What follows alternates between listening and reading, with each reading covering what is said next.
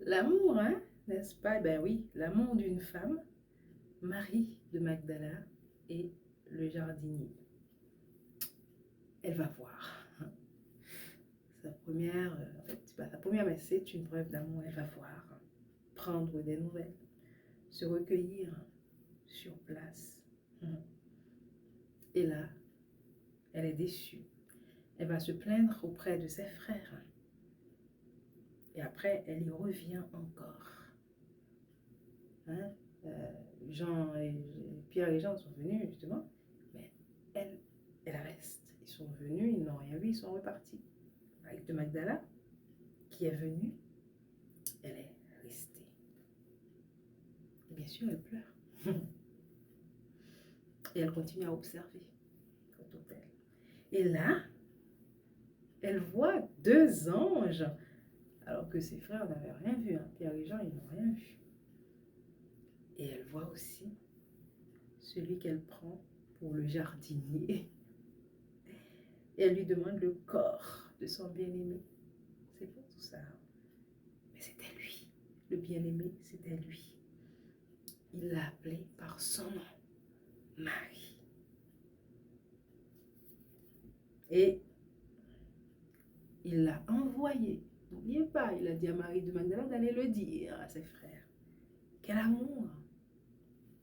Je lis le passage. Le dimanche matin, très tôt, Marie de Magdala part vers la tombe. Il fait encore nuit. Il y avait une grosse pierre à l'entrée et Marie voit qu'on l'a enlevée. Alors elle part en courant. Elle va trouver Simon-Pierre et l'autre disciple, celui que Jésus aimait. Et elle leur dit, on a enlevé le Seigneur de la tombe et nous ne savons pas où on l'a mis. En effet, les disciples n'avaient pas encore compris ce que les livres saints annonçaient. Jésus doit se relever de la mort. Marie est restée dehors, près de la tombe, et elle pleure. En pleurant, elle se penche vers la tombe. Elle voit deux anges habillés avec des vêtements blancs. Ils sont assis à l'endroit où on avait mis le corps de Jésus. L'un à la place de la tête et l'autre à la place des pieds. Les anges demandent à Marie, pourquoi est-ce que tu pleures? Oui, pourquoi est-ce que tu pleures? Elle leur répond, on a enlevé mon Seigneur et je ne sais pas où on l'a mis. En disant cela, elle se retourne. Pourquoi? Et elle voit Jésus qui est là. Mais elle ne sait pas que c'est Jésus. Jésus lui demande, pourquoi est-ce que tu pleures? Qui cherches-tu? Comme quand mes enfants pleurent, que je dis, mais pourquoi tu pleures? Je pense à ça là, à Jésus qui se penche tendrement vers Marie et qui dit, pourquoi tu pleures? Qui nous dit ça peut-être, hein, quand on est triste et qu'on ne voit pas ce qu'il fait, on reste sur ce qu'on voit, hein, avec notre vue, quoi, notre conscience, on n'a pas le regard de la foi, on ne sait pas qu'il est en train de faire ses merveilles, même dans ce qu'on voit comme étant mort. On ne sait pas ce qu'il est en train de ressusciter, les choses.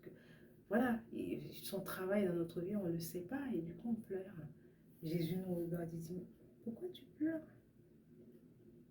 Marie croit que c'est le jardinier, alors elle lui dit, si c'est toi qui as emporté le corps de Jésus, dis-moi où tu l'as mis et j'irai le prendre. C'est touchant. Jésus lui dit, Marie. Et là, bien sûr, elle le reconnaît et elle lui dit en hébreu, Rabouni. C'est beau ça. Marie. Rabouni. Ce qui veut dire maître. Oh Seigneur, maître, maître. Jésus est le maître. Jésus est le maître. Rabouni, maître. Jésus lui dit, ne me retiens pas. Oui, c'est bon ce qu'on est en train de vivre ensemble. Mais on ne va pas en rester là parce que j'ai une mission pour toi. Moi, je vais monter vers le Père, je ne l'ai pas encore fait. Mais toi, va trouver mes frères et dis-leur de ma part, je monte vers mon Père, il est aussi votre Père. Je monte vers mon Dieu, il est aussi votre Dieu. Alors, Marie de Magdala va annoncer aux disciples, j'ai vu le Seigneur. Et il leur raconte ce qu'il a dit. Alors, qu'est-ce qu'il a dit? Je monte vers mon Père, qui est aussi votre Père. Je monte vers mon Dieu, qui est aussi votre Dieu. Alors oui, je reste sur cette partie aujourd'hui. Pourquoi pleures-tu? Seigneur, je te prie pour une personne en particulier qui regarde cette vidéo aujourd'hui et qui pleure.